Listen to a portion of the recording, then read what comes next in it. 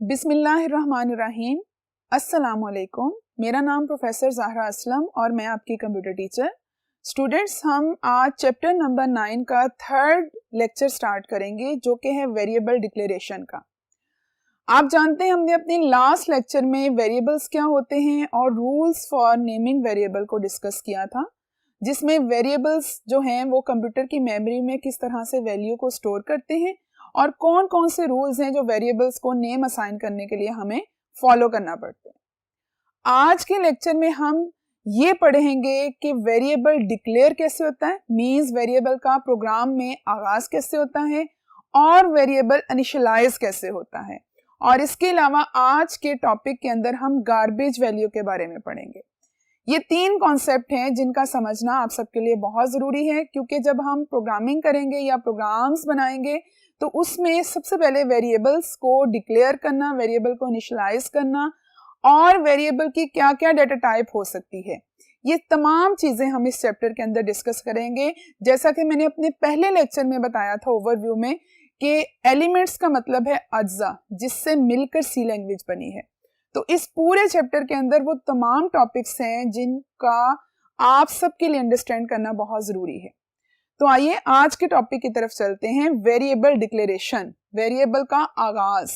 तो इसकी बेसिक सी स्टेटमेंट्स को हम डिस्कस कर लेते हैं। पहले सबसे पहले ये है कि variable declaration tells the compiler the name and type of value.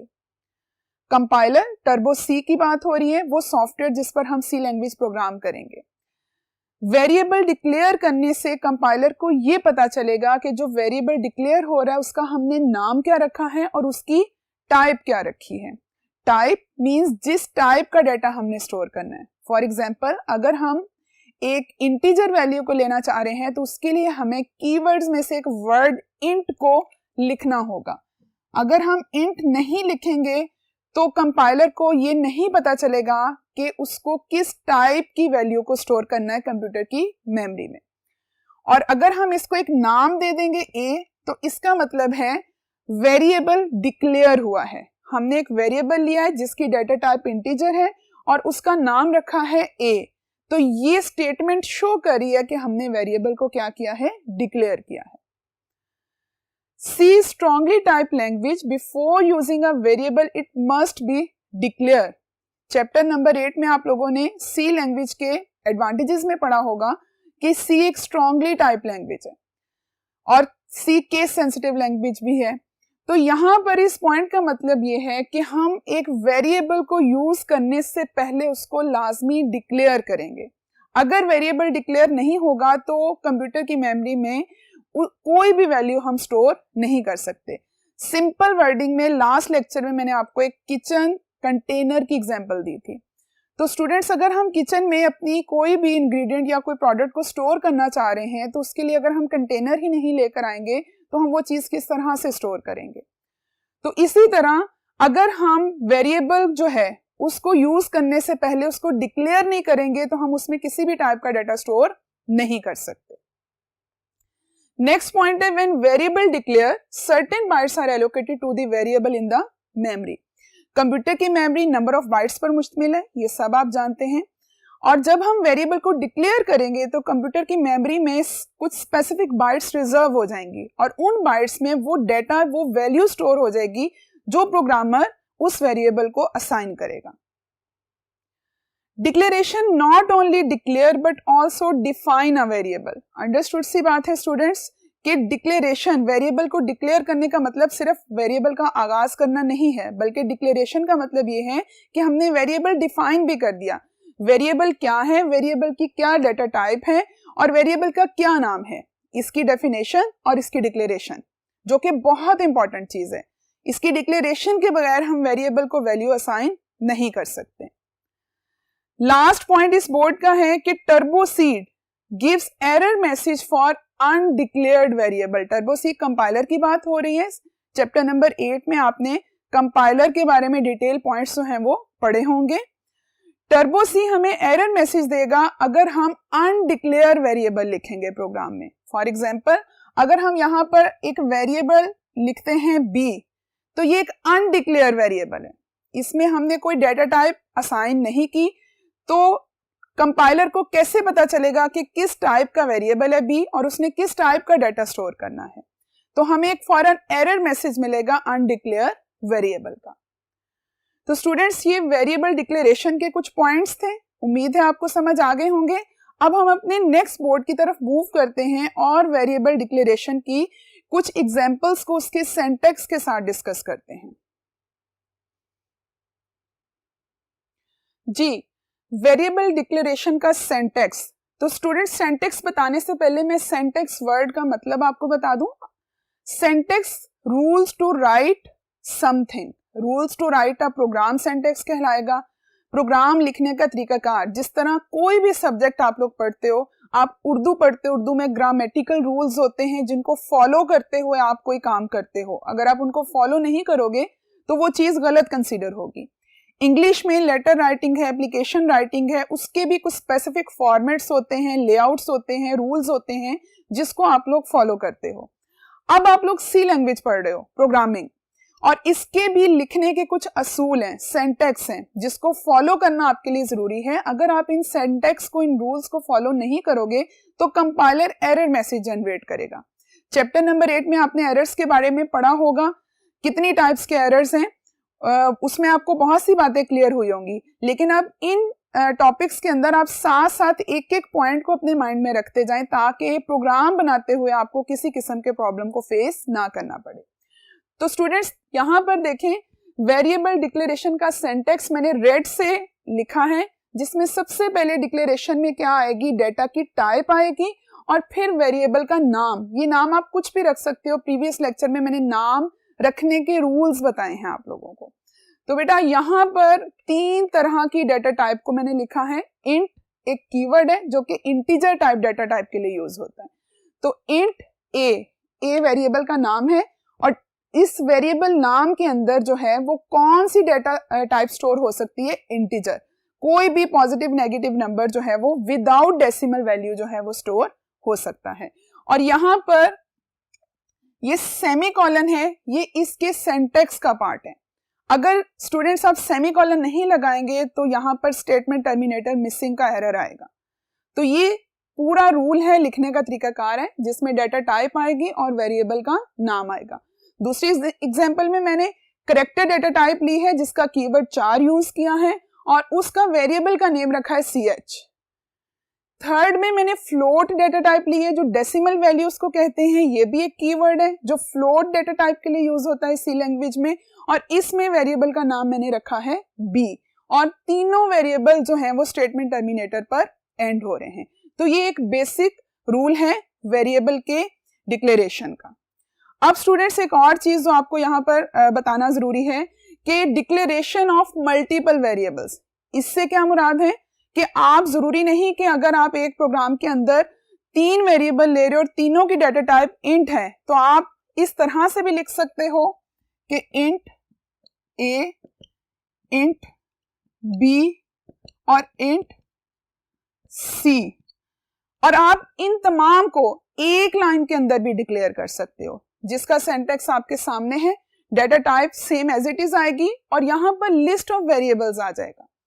जैसे फ्लोट डेटा टाइप है और फ्लोट में 2 वेरिएबल्स मैंने असाइन किए हैं फ्लोट को A और सेपरेटेड बाय कॉमास, कॉमा से इसको सेपरेट किया है और एंड में क्या आया है, स्टेटमेंट टर्मिनेटर। उसके बाद इंट डेटा टाइप लिए, जैसे मैंने आपको अभी A, B, C का बताया है। यहाँ पर इंटीजर में X, Y, Z लिया है, X और Y और Z के दरमियान कॉमास है और एंड में स्टेटमेंट टर्मिनेटर है। बताने का मकसद ये है कि वेरिएबल की डिक्लेरेशन सिंगल वेरिएबल की भी एक लाइन में हो सकती है और मल्टीपल वेरिएबल्स की भी एक लाइन के अंदर हो सकती है। आइए स्टूडेंट्स अपने नेक्स्ट पॉइंट और इंपॉर्टेंट डेफिनेशन की तरफ मूव करते हैं, दैट इज वेरिएबल इनिशियलाइजेशन।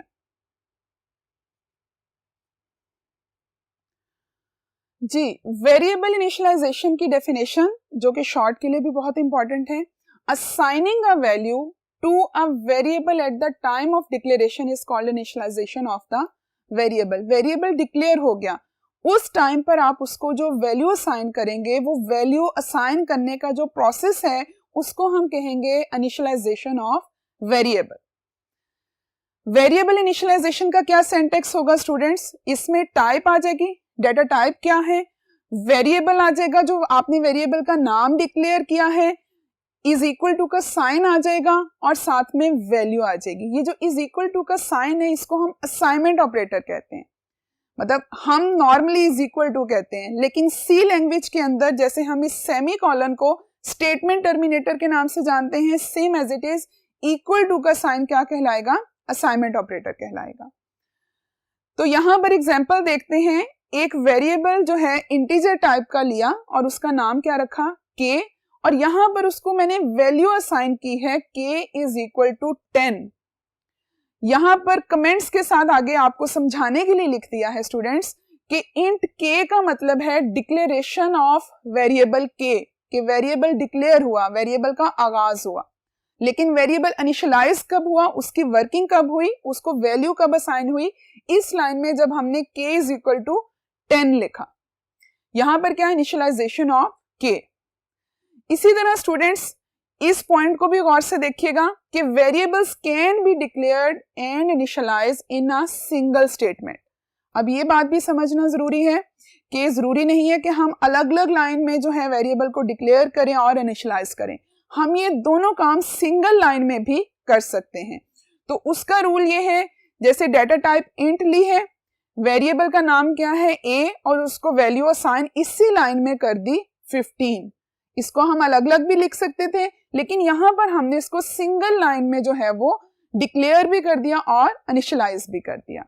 अब दूसरी एग्जांपल में फ्लोट डाटा टाइप ली है, फ्लोट में दो वेरिएबल लिए हैं बी और सी, बी को वैल्यू असाइन की है 1.5 और सी को वैल्यू असाइन की है 5.3, और बी और सी की वैल्यू असाइन करने के दरमियान कॉमा है, यानी कि एक लाइन के अंदर वेरिएबल की डिक्लेरेशन भी होगी और इनिशियलाइजेशन भी होगी। थर्ड डाटा टाइप, ये सारी डाटा टाइप्स जिनके आज मैंने लेक्चर में नाम यूज किए हैं, इंटीजर, फ्लोट और करैक्टर, हम अपने आइंदा आने वाले लेक्चर्स के अंदर इन सब डाटा टाइप्स की डिटेल पढ़ेंगे कि ये डाटा टाइप्स होती क्या हैं। तो करैक्टर डाटा टाइप के लिए 4 का कीवर्ड यूज हुआ, ch उसका नाम रखा और उसके अंदर मैंने करैक्टर स्टोर करवा दिया m, और सिंगल लाइन के अंदर वेरिएबल की इनिशियलाइजेशन भी होगी और डिक्लेरेशन भी होगी। उम्मीद है स्टूडेंट्स आपको वेरिएबल डिक्लेरेशन क्या होती है और वेरिएबल की इनिशियलाइजेशन क्या होती है इसकी समझ आ गई होगी। अब हम अपने नेक्स्ट कॉन्सेप्ट की तरफ मूव करते हैं, दैट इज गार्बेज वैल्यू। जी स्टूडेंट्स, गार्बेज वैल्यू जो कि आज के लेक्चर का हमारा लास्ट टॉपिक है, गार्बेज कहते हैं मीनिंगलेस वैल्यू को, मीनिंगलेस डाटा।